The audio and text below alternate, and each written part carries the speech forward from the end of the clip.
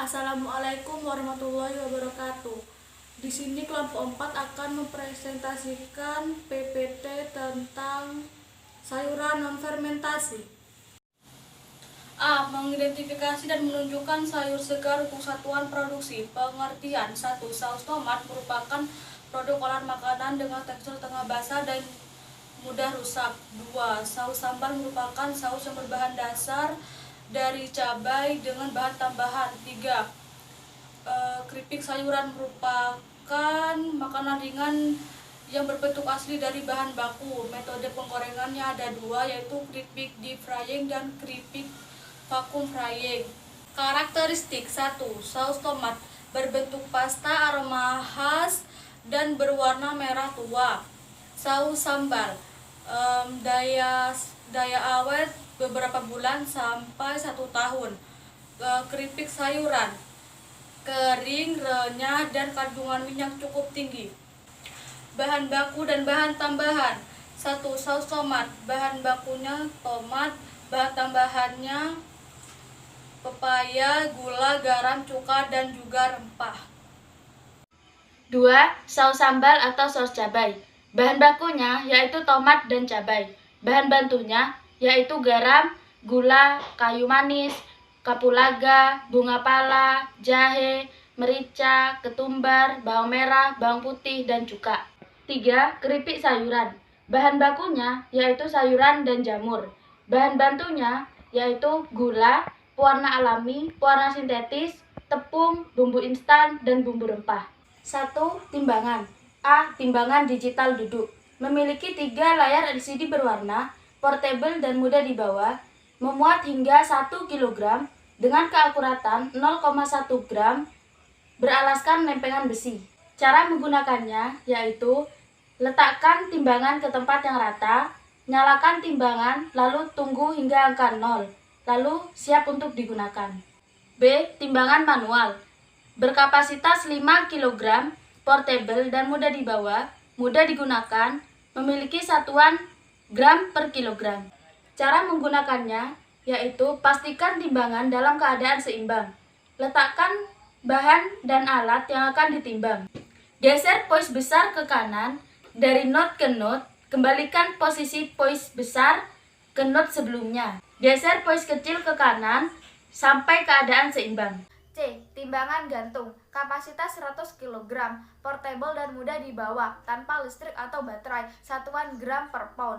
Cara penggunaan dengan local model S dan Hawk dan mengubah data dari analog menjadi data digital yang kita baca di display atau indikator sebagai hasil.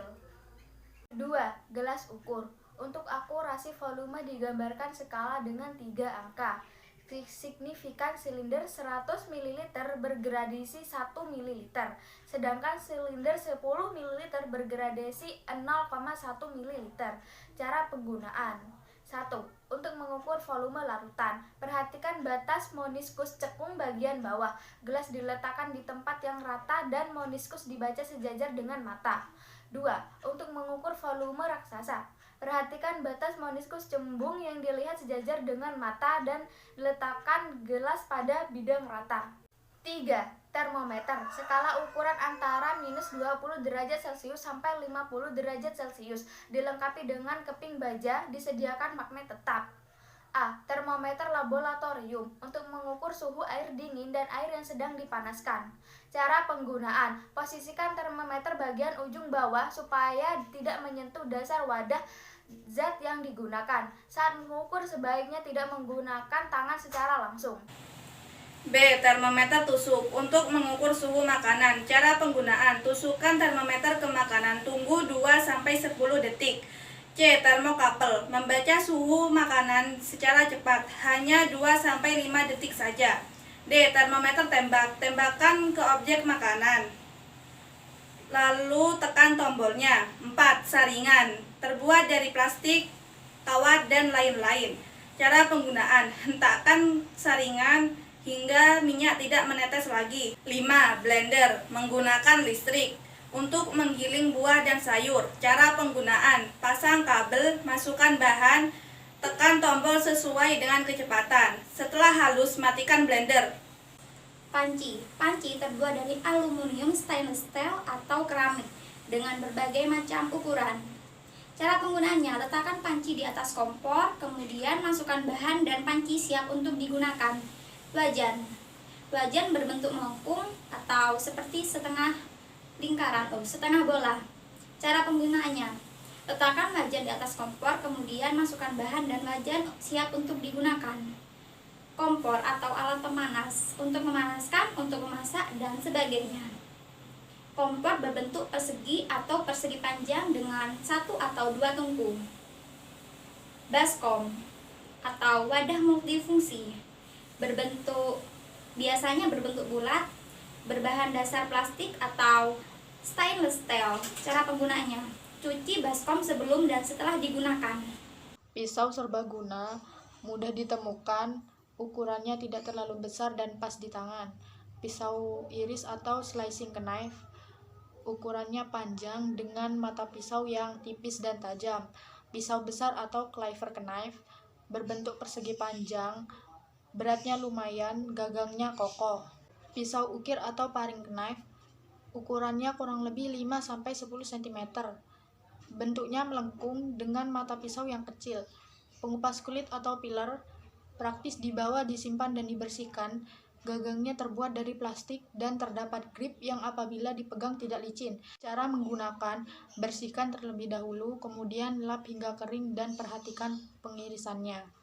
Sotil atau pengaduk, terbuat dari kayu, plastik, silikon, dan stainless steel dengan berbagai macam bentuk dan ukuran. Cara menggunakannya, bersihkan terlebih dahulu, kemudian lap hingga kering dan siap digunakan. Peniris.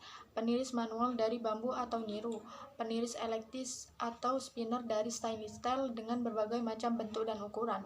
Cara menggunakan, bersihkan terlebih dahulu, kemudian dilap dan siap digunakan. 12. Mesin penggoreng vacuum frying. Mesin penggoreng vacuum frying adalah alat penggoreng yang mampu menghasilkan buah yang segar, sehat, bernutrisi, serta rasa buah tidak hilang. Fungsi mesin penggoreng ini adalah untuk menggoreng sayur-sayuran atau buah-buahan dengan memanfaatkan sistem penggorengan hampa udara. Bagian yang terpenting dari mesin ini yaitu pompa vakum, alat pemanas, ruang penggorengan, dan ruang pengendalian proses. C. Menerapkan proses dan melakukan pengecilan ukuran dalam pengolahan sayuran non-fermentasi. 1. Saus tomat. Tomat yang telah dipilih baik selanjutnya dicuci bersih, disortasi, lalu dikukus selama 5 menit.